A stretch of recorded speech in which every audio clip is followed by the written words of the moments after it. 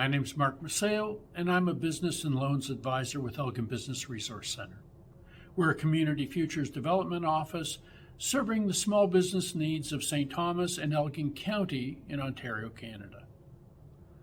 Today, we're going to talk about a couple of sections of your business plan, particularly the business description and the management and operations section. Let's get started with the business description. This is the section immediately following your executive summary and table of contents that introduces the reader to your business.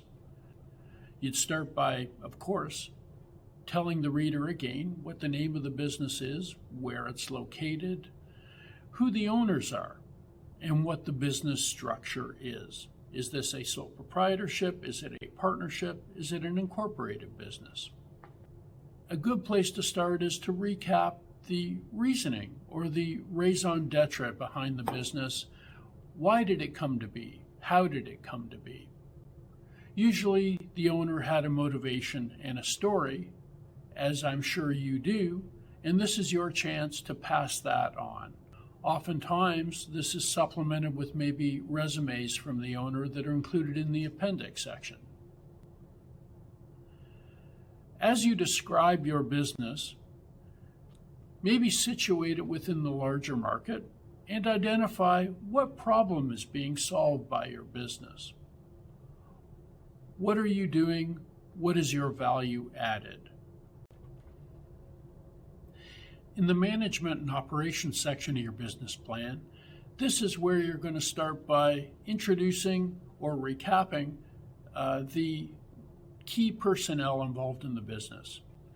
But this is your chance to introduce the reader to those roles, what they are, how they'll be performed, what qualifications they had to have to be in those roles, and what training needs may be required for them to perform them. Do they have those already? Are there further training needs required? The other factors you need to include when talking about personnel are not just the current needs of your business, but based on your plan and what your intentions are, where do you see your employee needs or your staffing needs going? What is the timeline for those staffing needs? Is it short, medium, and long term? Pay more attention to the details, certainly, with the short and medium term needs, and the long-term needs can maybe just be identified in general at this point. Make sure you include a bit of information on key challenges that are at hand. What is the purpose of this plan? What are your needs that are at hand?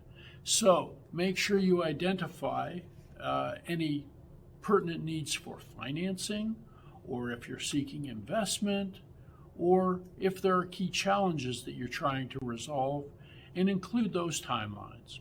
You want to make sure that when you've completed the operations section, the reader has a thorough understanding of specifically how your business will work on a day-to-day, week-to-week basis, what the customer service process is, what the sales flow is, what the manufacturing flow is. Either way, that is all being laid out quite nicely and succinctly for the reader. You have an opportunity to identify your unique and ideal customer.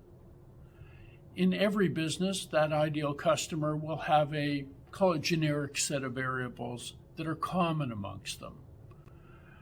They might share a tendency towards being more male or female, or living within a given area, or be homeowners, or other such needs. Just make sure that you identify those unique characteristics about your ideal customer. An important part of describing that operation of your business will be to identify your perception of points of risk, bottleneck points, potential needs for other types of resources, equipment, services, software, training, and what your plan is to mitigate those risks or to solve those challenges. So as you've identified who you are, what you're doing, what your motivations were to start the business and who your ideal customer might be, you also want to address key timelines.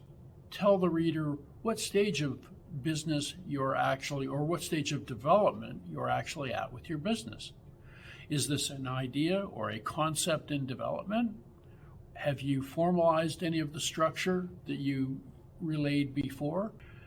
Have you been in business for a long time? Either way, seek to identify those key milestones. Either they've occurred or what the anticipated timeline is for achieving those milestones.